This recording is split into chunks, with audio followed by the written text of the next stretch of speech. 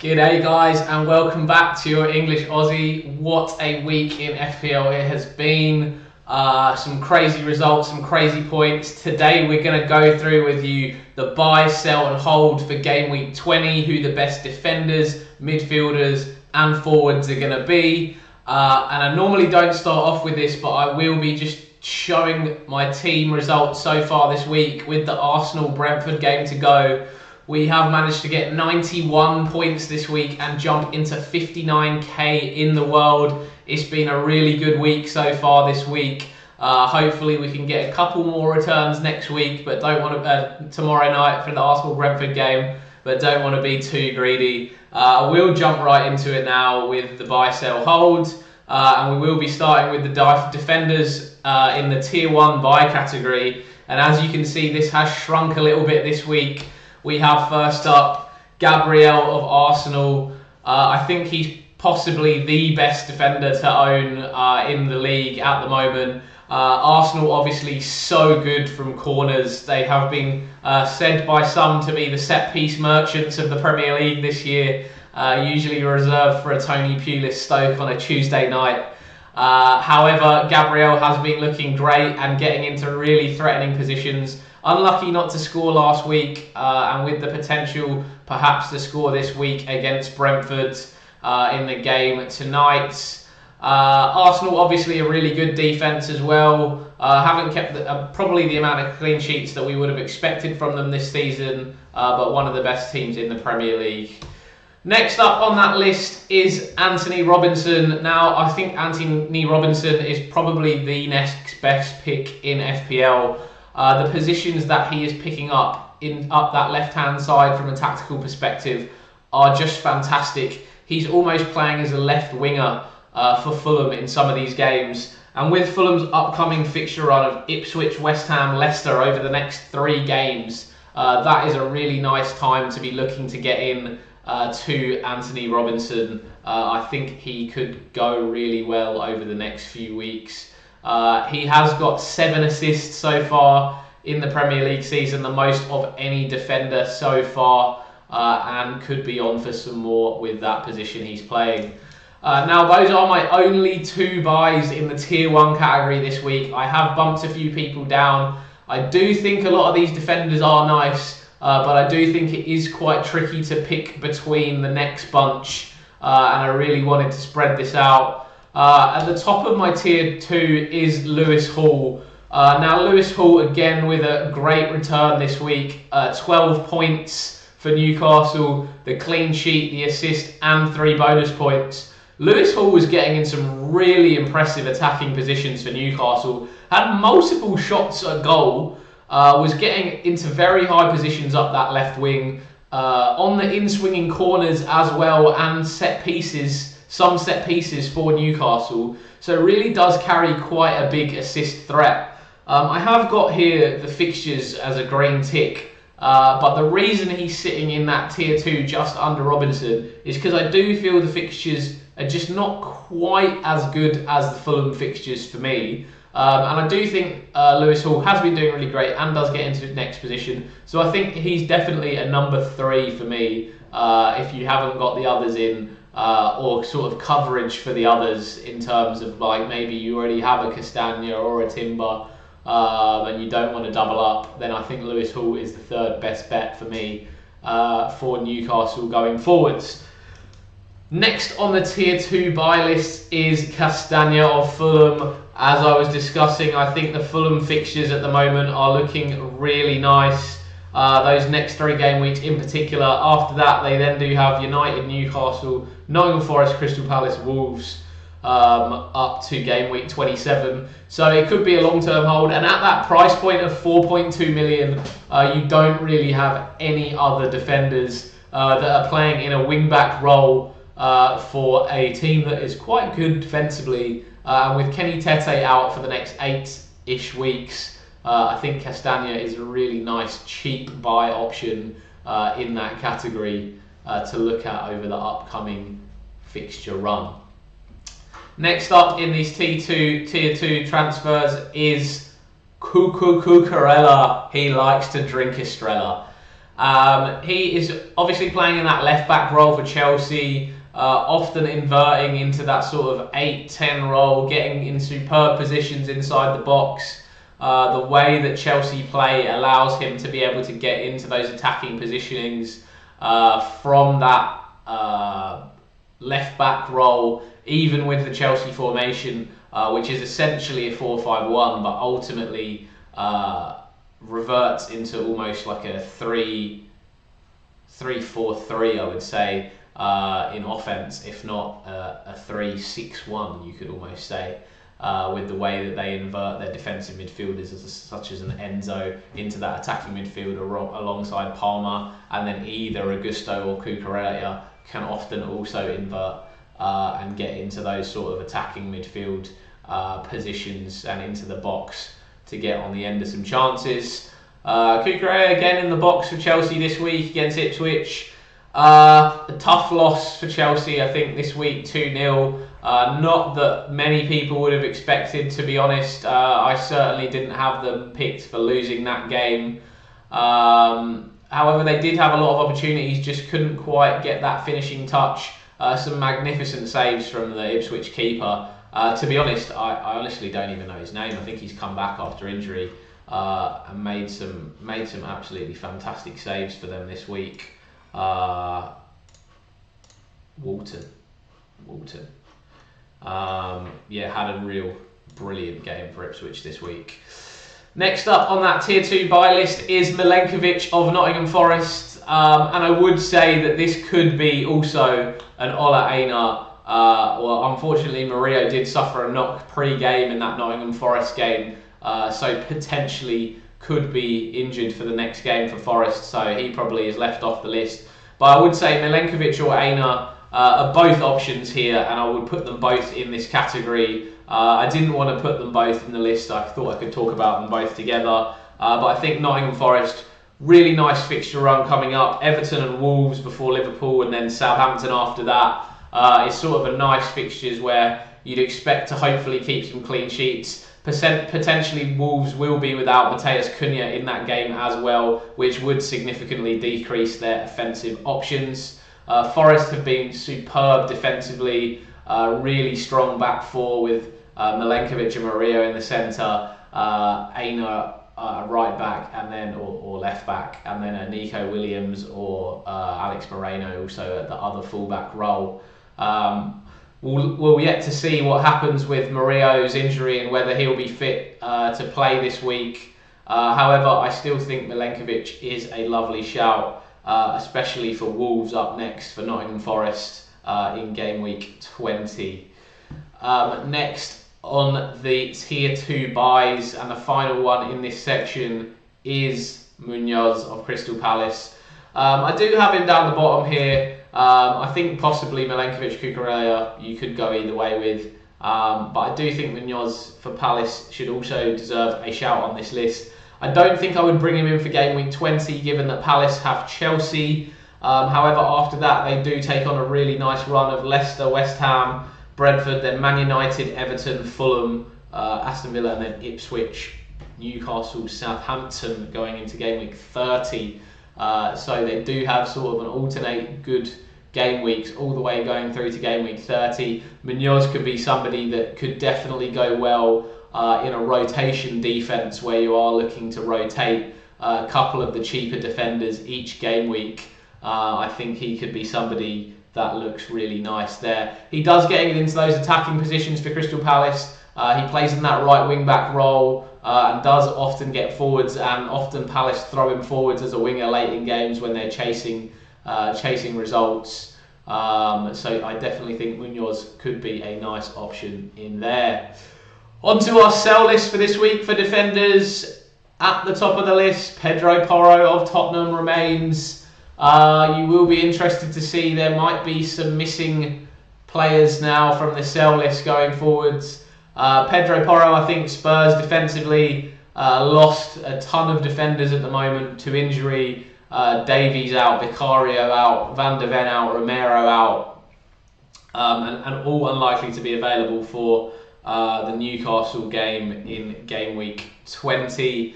Newcastle obviously flying high at the moment. with Alexander Isak up front, and we'll be looking to expose that Tottenham defence. Porro did get dropped for a couple of games for Tottenham, but due to the injuries has found his way back into the side. For me, the attacking potential that he has shown is definitely not good enough to be worth a spot in the team at the moment, with some much better, cheaper options from some other teams that show a better defensive option and a better clean sheet potential. Next up on the sell list, Rico Lewis. Man City defensively still looking very shaky. We'll talk about it probably tomorrow after the final game. I'll do a tactics and stats and talk about the tactical observations for the game week. But City again this game week, lucky really to get a clean sheet against Leicester. Looked still defensively very vulnerable, and Rico Lewis for me at that 4.6 million price point cannot be justified. Doesn't have the attacking potential, and also no real clean sheet options there. He can definitely be sold for some of these other defenders who are now starting to return some bigger points. Next up on the sell is Ryan Nouri. Despite him managing to pick up some assists over the last week, 2 assists against Tottenham, I still don't think he is a good option. I think Wolves have a really tough fixture run coming up. Forest, Newcastle, Chelsea, Arsenal, Villa, Liverpool in their next 6 games. And for me, that sort of attacking potential is going to be reduced greatly, considering they'll be playing against much better teams with better defences, and they might be missing Matheus Cunha very soon.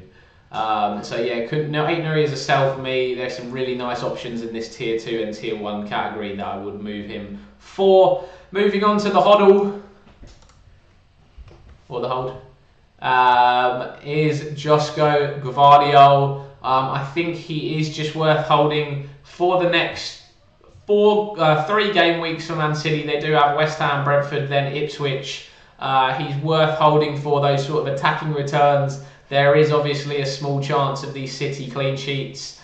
They are, I wouldn't say improving a lot defensively, but they are, if anything, taking more care defensively, I would say. Gvardiol does bring those sort of attacking potential. However, I would say that of late, he hasn't been getting into the positions that we'd like to see. We will talk about it tomorrow on the other video, but he did obviously shift central into the centre-back role when Ake came off, with Kyle Walker coming on in a right-back role and Rico Lewis moving over to the left-back role. And if they don't get their centre-backs fit, it might be somewhere that he finds himself, which would significantly reduce his attacking threat. It already seems to be that he doesn't have that quite maraudering up the left wing threat at the moment, with Rico Lewis inverting the other fullback role. Rather, when Kyle Walker plays that position, he obviously sits a little bit deeper and allows Gvardiol to get on up the wing, where I think City are much more dangerous with that sort of formation. Next up on the hold list is Trent Alexander-Arnold, and I do have to say that Trent is somebody that I would definitely consider could be a buy also. I think if you do have him in your team, he's a definite hold. I just think the next sort of 2-3 fixtures, you could look to be bringing in some of these other defenders as more of a priority than Trent. I think you've got some options, for example, with Fulham this week against Ipswich. You could be bringing in a Robinson or a Castagna if you don't have them, or Nottingham Forest against Wolves. You could obviously be bringing in Milenkovic or Aina. I am not opposed to Trent, and you will see from my own transfers this week that I sort of brought him in as I'm looking to move towards a Liverpool triple up for the game week 24-25, likely double game week for Liverpool. So I do think Trent is definitely an option to be bringing in. I would have him in that sort of tier 2, sort of hybrid tier 1, tier 2 category at the moment. I think the money now that we have from Saka allows Trent to be a slightly nicer option. Obviously this week, a bit of a lucky goal, deflection, and that's sort of basically a 9-point goal for him this week. Was fantastic for Trent owners. I do think that his positional areas didn't dramatically improve this week. He did pick up slightly more attacking positions, but I would say generally he played in the more defensive role that we've seen him under Slot recently, but I do think he has that potential to obviously be explosive, and in a double game week that is somebody that you would want to have for Liverpool. Therefore I have Trent in the hold category, certainly would be holding him if I have him, and there is a chance that I would be looking also to buy him if you're thinking about that double game week in 24-25 already, and there aren't other fires to be putting out in your team. Finally, on the hodl side is Jurrien Timber. Not finally, one more to go. Jurrien Timber. I think him for me also with Arsenal. I'd be looking to sort of move away from the Arsenal double up in defence and move towards the Liverpool double up in defence now, going forwards. And for me, Timber would sort of be somebody I'd be looking to move on to a Trent. I currently hold Jurrien Timber in my team. I would prefer a Gabriel. But it's not something that I'm keen to make a transfer on at the moment. I'm happy to have an Arsenal defender in there, and Jurrien Timber obviously does that job of coverage for me, and I'd like to use my transfers elsewhere. So I think if you have him, hold him. But yeah, if you do have double Arsenal defence, that is something to think about going forwards, potentially looking to switch to a double Liverpool defence. Finally on the hold list is Kirkez. I think he's almost on the borders of being a sell now. Bournemouth have one more nice fixture against Everton in game week 20 before going on a run of Chelsea, Newcastle, Forest and Liverpool. And I think Kirkez, despite his attacking potential, just doesn't look as nice as some of these other tier 2 buys. So for me, he's a hold for one more week, and then I would look to move him on for somebody else. Moving on to our midfielders, and guys, just a quick shout out, if you have been enjoying this content, please subscribe to the channel, please give this video a like, it will really help our subscribers grow. We're almost at 800 subscribers now, so I think maybe 6 or 7 more subscribers needed, hoping to get that over the line this week. So yeah, it would really help out if you could give us a subscribe, like the video, and help this small channel grow. I really appreciate all of you guys watching these videos. On to the midfielders then, and in a tier 1 buy is Mo Salah. What a surprise. And I think if you guys don't have Mo Salah yet in your team, I don't know what you've been doing, but please just give up and buy him. Just put him in the team. He is unbelievable, and for those of you that captained Cole Palmer this week, I am sorry. I obviously said Mo Salah was the better option, and I did think that West Ham midfield was one of the reasons for it, and it must be tough for those that did captain Palmer this week, because it was a big swing, 2 points versus 16, but my man Mo Salah does it again, keeps going for Liverpool. And if 100% of people that own him don't captain him next week, I think you're losing your mind. So he is my number 1 option for captaincy. Manchester United, yeah, I mean, it's just a great fixture for Mo historically. We'll see obviously how they go next game week, but I couldn't go against him at the moment with the form that he's in and the form that Liverpool are in. Next up, Cole Palmer, still a buy for me, just has the potential to be one of the most explosive picks in FPL. At any point could explode for almost a 20-point game week. We've already seen one from him this season. He's still a must buy, he's still got great fixtures. I wouldn't worry too much about him. I'm sure he'll explode again at some point in the season, and you won't want to miss out when he does. Moving on to the tier 2 buys. First up is Anthony Gordon. I thought long and hard this week about who I thought the best sort of mid-price midfielder was. Not the sort of cheaper ones, but that sort of mid-price in between the Foden, Palmer's, Salah's, De Bruyne's, and the sort of Enzo's, Ahmad, Sarr's, and I think Anthony Gordon for Newcastle really looks like the nicest pick at the moment, getting into really some nice positions up the left. Newcastle obviously in fantastic forms. I think the fixtures over the next couple of game weeks look nice. You've got Tottenham missing a lot of defenders. You've got Wolves, who potentially will be missing Cunha. Then you've got Bournemouth and Southampton after that. So some quite nice fixtures for Newcastle coming up. Gordon into nice form. Newcastle in nice form. I think he is a good option going forwards. Outside of that, Enzo Fernandez, I still really like him. He obviously started again for Chelsea. I think it shows with Lavia out. Obviously, Maresca wanted to make some changes this week, but Enzo wasn't one of them, which shows he's obviously a key player at the moment with Lavia out injured, and he does get forwards into that attacking midfield role, into the box, on some set pieces, and some corners. So I think Enzo at 5.1 million is great value for money. And if you don't have Palmer and Jackson, I would look at him. If you do already have that Chelsea double up, I think the triple up for me is just not the way to go. Obviously, with the potential for a Chelsea blank, which again happened this week. Next up on my list, Jacob Murphy, Newcastle. Similar to what I'm saying about Gordon, he's a nice cut price option if you don't have the funds to go up to a Gordon. The minutes is the problem with Murphy. He's obviously got Harvey Barnes gnawing at his heels to get a chance, who's also been good for Newcastle this year. But Jacob Murphy's really hit some nice form.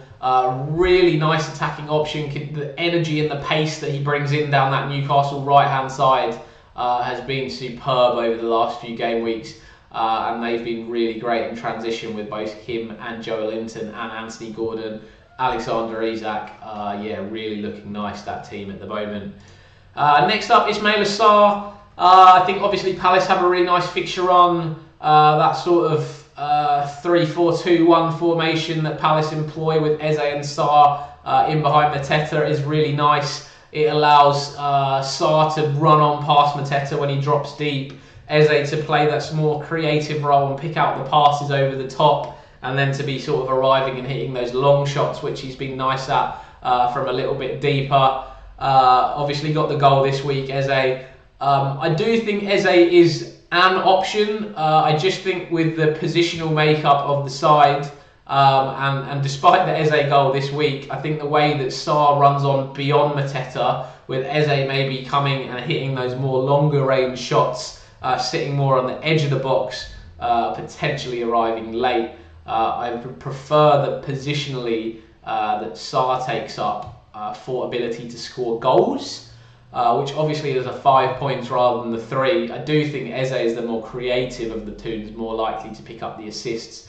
So I think it depends how you see it. The 0.9 million less for me tips Sarr over with the better goal threat. So I do have Sarr in there at 5.9 for the good Crystal Palace fixtures. Finally in here, I do have Dejan Kulusevski. Obviously Spurs are an attacking force, and I think Dejan is probably their most consistent minutes in the midfield for Spurs. We've seen Maddison being rotated in the last 2 games. We've seen Johnson being rotated, but I do think Kulusevski is the guy that they just can't do without in that midfield. Very dynamic running, very creative, into the box, edges of the box, always involved in the play, and looks like a really nice threat for Tottenham at that sort of mid-price range. There is Son Heung-min, of course, did miss the penalty this week. He is also, I think, a good option for Spurs, but at that higher price point, I just prefer some of those lower price point picks who could be equally as effective. In this midfield space, I would say if you do have any of these sort of middle midfielders, and I will talk about it in the hold section, I don't recommend selling a lot of them, just purely because I think it's really difficult to pick who the best midfielder is in and around this area. There's not a clear-cut choice, so you could go for a lot of these, and the points will definitely swing for managers based off whether they get the correct option or not. And I think the way to go is likely to be hitting those fixture swings, targeting the informed teams with nice fixtures, and potentially to be flicking around in that midfielder and making some attacking transfers are every maybe 3-4 weeks if you do have the transfers in there, and you don't need to sort of roll going forwards yet until maybe we move towards a game week 29 where we're thinking about using some of our chips, such as assistant manager, where we'd like to have some transfers saved up. If you haven't seen my my video on chip strategy, I think already 3.5k views on that. People have really liked that video. Check it out. I'll put a link to it above here. I go through the potential doubles, the potential blanks, all of the chips, what the best weeks are, I think, to play each one of those chips going forwards, including the assistant manager chip, triple captain, free hit, wildcard, bench boost, and give some really interesting insights into why I think those game weeks are the best weeks for all of them. We'll talk about when I think all the doubles and blanks based off the fixture schedule are as well. So give that a check out if you're not sure. There have been a few updates. I might do an updated video in the weeks to come, but for the moment, I think that is still the weeks I would go for, and pretty much exactly the same as I did a few weeks ago. Sell, we have Antoine Semenyo. I think Semenyo has not been terrible over the last few weeks. I think he's got a few returns, and for those of you that do have him in your team, I think he's sort of come to the end of his nice run now. Bournemouth have Everton next week, Chelsea, Newcastle, Nottingham Forest, Liverpool over the next 5. Not the easiest from an attacking perspective. If you do want to jump onto Semenyo, I'd probably jump on after that in 24, where you have Wolves, Ipswich, Chelsea, Palace, and then Brentford. Where you have Southampton, Wolves, Brighton, Tottenham, Brentford, Ipswich, West Ham. It does look a little bit nicer from 25 for them. But over this short period, if you want to try and maximise your returns, you've got to transfer. I would move out of Semenyo and move into some of these other midfielders with better form and better fixtures. Next up, Kaoru Mitoma got rotated this week for Brighton. Brighton don't seem to be clicking particularly offensively. They're still trying to work out what the best team is. Hurstler's really tinkering quite a bit at the moment. Mitoma obviously coming on off the bench. For me, that's not something you want in that 6.5 million role. He hasn't really been picking up the returns either. I do love him as a player, but he is a sell for me for FPL. Next up, obviously, Bukayo Saka with his injury. He will be out for 2 to 3 months with his hamstring injury. If you haven't heard, he does have to have surgery on that leg, so it will be at least 2 months. You should look to get him out of your team and move those funds into some others. In the hodl or hold section, I have Jared Bowen of West Ham. Hold again this week. Man City could be a really nice fixture for him on the counter-attack. This is probably where he thrives, and where West Ham are going to need to thrive if they get anything in that game, where Man City have been defensively shaky. Also, Brian Mbeumo, if you do have him, as I was saying, I think there's no clear-cut player to put in here. I think he is a nice hold. He's on penalties for Brentford. Southampton next week, followed by Man City, and then their fixtures actually get a little bit nicer after Liverpool. They got Palace, Tottenham, West Ham, Leicester, Everton. I think if you've got Mbeumo, you should definitely hold on to him. Phil Foden, you've obviously brought him in for the Man City fixture swing. Wait till the end of it. They still have West Ham, Brentford and Ipswich coming up. I would hold him through that period. No reason to worry. 1 assist last week as well. And finally, Bruno Fernandes. I would again still hold on to him. After the Liverpool game, you've got Southampton, Brighton, Fulham, Palace, Tottenham, Everton, Ipswich. A nice fixture run. He's still a hold for me despite the poor form of United. Moving on to the forwards. And in the tier 1, we do have Alexander Isak. I don't think too much to talk about. Great form, good fixtures, a team showing everything at the moment. Tactically, their main man. Statistically, the #1 striker at the moment. 4 expected goals and assists per 90. Next up on this list, and I've left a clear gulf now in that tier 1 category because it is a huge gulf between this tier 1 and tier 2 buy. Isak is head and shoulders above everybody else at the moment. I'd definitely be looking to get him in. I do think Nicholas Jackson is still a buy, despite him not playing this week for Chelsea. It obviously didn't work out for them, their tactical rotations. They brought Jackson on. I think Chelsea is still a great team. They've got some great fixtures coming up. Jackson is their main striker. He obviously avoided the ban that he's been on 4 yellow cards for a while, and will now be free through to game week 32. He'll have to pick up 10 yellow cards to get another ban. For me, he's still a buy in tier 2 now. Next up is Chris Wood, obviously a goal from Nottingham Forest. We did say that Chris Wood, it was a good matchup for him against Everton, and we were right again this week with that tactical decision. Chris Wood with the goal and the assist for Nottingham Forest. Just unbelievable player. The statistics aren't there for him, but tactically he is sort of the end product of Nottingham Forest's attacks, and he's sort of arriving. Form obviously fantastic. Chris Wood just keeps scoring, and the fixtures for Forest are looking nice over the next few weeks.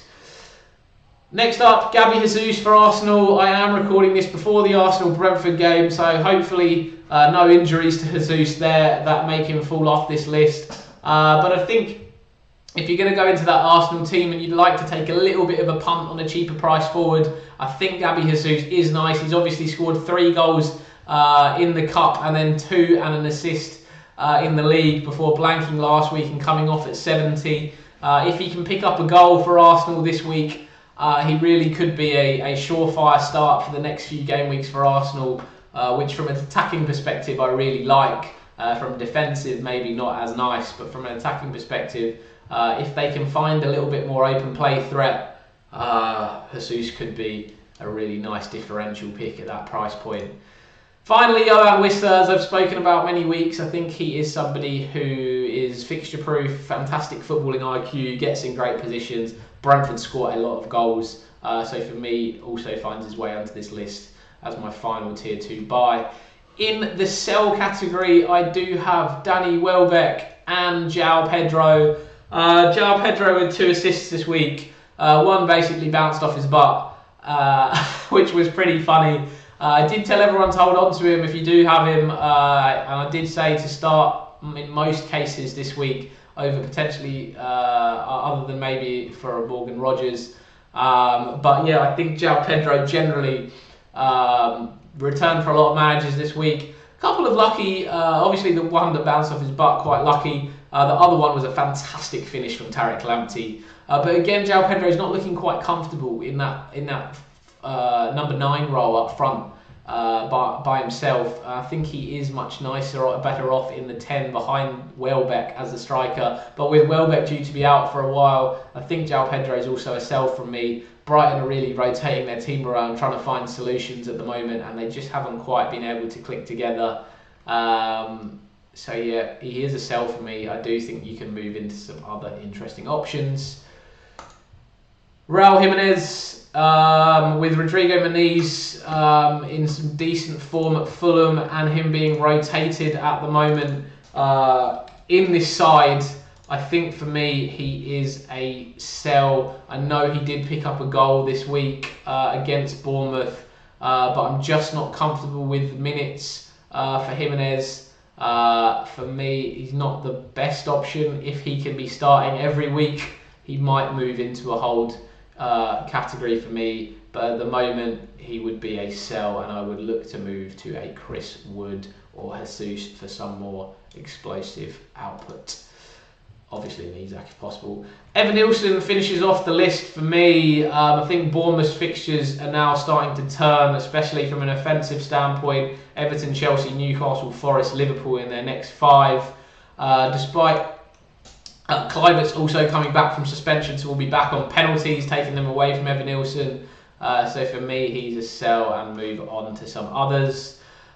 Into the hold category, and we do have Matheus Cunha. who basically, until the ban gets announced, just hold on to him if you've got him.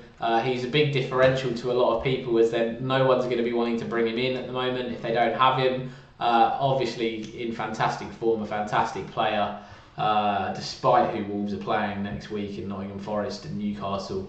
Wouldn't be getting rid of Cunha unless he does get the ban confirmed. And then we do move on to a couple of interesting ones to finish. Erling Haaland, you bought him for a reason. If you've got him, hold on to him until the end of this fixture run for City. West Ham, Brentford, Ipswich coming up. He finally got a return for you guys. Maybe not the big return that everyone was after, but look, a goal is a goal. Erling Haaland finally returned. Hold on to him for the next 3. That's what he's there for in your team. Wouldn't be a buy for me if you don't already own him. And finally, Ollie Watkins. He was pretty close to moving into that tier 2 buy category. However, with John Duran set to miss just one more Premier League game, he will be serving the last 2 matches of his suspension, 1 in the Cup and 1 in the Premier League. I do think there is a chance for Watkins to have some form of minutes rotation with Duran, who has been in great form. I think Emery won't hold that red card against him. I think it was very unfortunate that they upheld that ban and gave him the red, to be honest. Villa with some nice fixtures. Leicester next week will be a good fixture for Watkins, so if you do have him, definitely a hold for that Leicester fixture. Everton and Arsenal, and then West Ham, Wolves and Ipswich, which for me is where I'm worried about that rotation with Duran. So yeah, I think with Watkins, hold on to him if you do have him for now. Let's wait and see what happens after this Leicester week, and then we will make a judgment in 21 versus Everton or 22 versus Arsenal. Guys, if you have enjoyed this content, please subscribe to the channel, please give us a like, please try and help this channel grow. I will be putting out the tactical observations and statistical observations tomorrow. Will be the first video of the new year, and obviously one of the ones that my channel is probably most well known for is giving those different perspectives tactically on what's happening, and we will maybe talk a little bit about some of the games next week as well, and do some predictions. Thanks again for watching this video. It really helps all of you that watch all the way to the end. Definitely helps the channel grow. The longer period of time you spend watching these videos, the better it helps me grow. So I really appreciate all of you that are still watching now. Thanks very much. I hope you guys all had as good a game week as I did, if not better. 59k at the moment. Hopefully even a little uptick tomorrow. Let's see how we go. Happy New Year to everyone, and I will see you very soon. This has been your English Aussie. Catch you later, guys. Have a great week.